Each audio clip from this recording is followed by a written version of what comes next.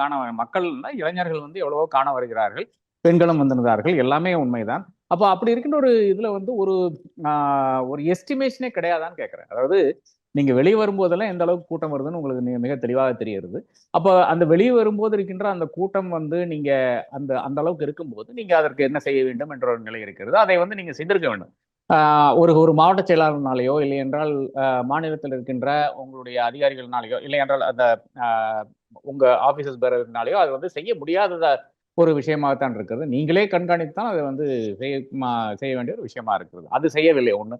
ரெண்டாவது வந்து ஏறத்தாழ இந்த இளைஞர்கள் வந்து ஏதோ ரவுடி கும்பல் மாதிரி தான் பிஹேவ் பண்ணி கொண்டிருந்தார்கள். அது ஏர்போர்ட்ல இருந்து ஆரம்பித்துக் கொண்டு பல இடங்கள் அதை பார்த்து கொண்டுதான் இருந்தோம். அப்ப இதுதான் விஜயனுடைய அரசியலா என்ற அந்த ஒரு இது இருக்கு இல்லையா? அதாவது இப்ப நேபாளத்துல கண்ட அதே சீன்ஸ் வந்து நம்ம இங்க திருச்சியில காணும் போது அது நிச்சயமாக வந்து நல்ல ஒரு விஷயமாக கிடையாது. அப்போ முழுக்க முழுக்க இதை விஜயை காண வந்து ஒரு கும்பலா தான் நாம் வந்து சிந்திரிக்க வேண்டியதா இருக்கிறதே தவிர நிச்சயமாக இது ஒரு அரசியல் மாற்றத்துக்கான ஒரு தெளிவான ஒரு கும்பலாக எனக்கு தெரியவில்லை. ஒரு ஒரு கூட்டமாக எனக்கு தெரியவில்லை.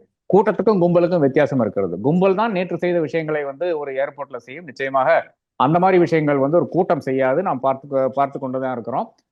விக்கிரவாண்டியில் இருந்த அந்த டிசிப்ளின் நான் வந்து மதுரையில காணவில்லை. மதுரையில கண்ட அந்த டிசிப்ளின் வந்து திருச்சியில காணவில்லை. இதுதான் மிக வேதனைக்குரிய விஷயமா இருக்கிறது. இது எங்க போய் முடியும் என்றது நான் மிக வருத்தத்தோடு நான் வந்து கவலையோடு யோசித்துக் கொண்டிருக்கிறேன்.